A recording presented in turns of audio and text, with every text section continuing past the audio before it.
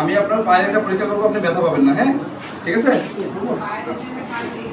আমরা ওই রোগীটা আসলে লো ব্যাক পেইন নিয়ে আসছে with left lower limb radiation. আমরা এখন ফেভার টেস্ট, যখন আমি এই পাশে ফেভার টেস্ট করবো রাইট স্যাক্রোইলিক জয়েন্টটা থেকে, তখন এই ডান পাটা বাম পায়ের হাঁটুর উপরে তুলে দিয়ে এই পাশে যে অ্যাড্রেসের উপরে আইলেক স্পাইন ধরে এখানে দুই হাত দুই দিকে দিয়ে এইভাবে চাপ দিবে। ব্যথা লাগে? ব্যথা লাগে হ্যাঁ না? না ব্যথা লাগবে বেশ পজিটিভ, হ্যাঁ হালকা সামান্য অতটা নাই। এই পাশে দেখুন, এরপরে আমরা বাম পাশে লেফট সাইডে স্যাক্রোইলিক জয়েন্টটা দেখার জন্য ফেভার টেস্ট করতেছি। এই যে লেফট সাইডে ব্যথা লাগে, এই টেস্ট পজিটিভ, হ্যাঁ এই রোগীটার ফেভার টেস্ট লেফট সাইডে পজিটিভ, ডায়াগনোসিস হলো স্যাক্রোইলিটিস, লেফট সাইডে স্যাক্রোইলিটিস। এছাড়াও পিএলআইটি দেখার জন্য আমরা আরো কিছু টেস্ট করি, এসএলআর টেস্ট করা হয়। বাবা পাটা সোজা করেন তো,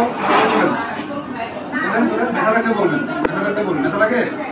ব্যথা লাগে? নাই। রাইট সাইডে তো স্ট্রেট লেগ রেস্ট টেস্ট হলো 90 আছে। এটা সাধারণত 60 থেকে 67 পরে শুরু হয়, যদি 60 পড়তে। ব্যথা লাগে? ব্যথা তো এই জায়গাতেই এখন ব্যথা লাগে কিনা এই পাশে, তার মানে তার কোনো নার্ভ কম্প্রেশন নেই। এছাড়াও পিএলআইটি রোগে আমরা আরো দুটো টেস্ট করে দেখি, দুটো মাসেল পাওয়ার দেখি, ইএচএল এবং এফএসএল। তবে দেখে আঙুলটা উপরে দিকে নেন, তো উপর দিকে নেন, নেন জোরে দেন, শক্তি দেন, উপর দিকে নেন। এটা হলো এক্সটেনসর হ্যালোসিস লঙ্কাস, উপর দিকে তাকান, উপরের দিকে ইয়ে করেন, আঙুলটা উপরের দিকে নেন, নেন জোরে শক্তি দেন, জোরে। ইএচএল নিচের দিকে চাপ দিলে এফএসএল, দেখি নিচের দিকে চাপ দেন, নিচের দিকে চাপ দেন বাবা। ইএসএল ভালো আছে, এফএসএল ভালো আছে।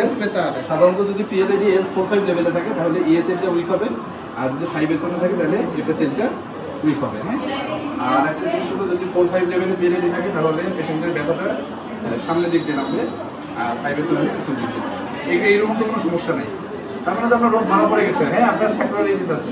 এটা আমরা ওষুধ দেবো, ওষুধ খাবেন, না কমলে 7 দিন পরে আমরা একটা ইনজেকশন দিয়ে দেবো, একদম ভালো হয়ে যাবে। একটা ইনজেকশন দিয়ে দেবো, একটা ব্যায়াম দেবো, ঠিক আছে? ঠিক আছে, বলবে না।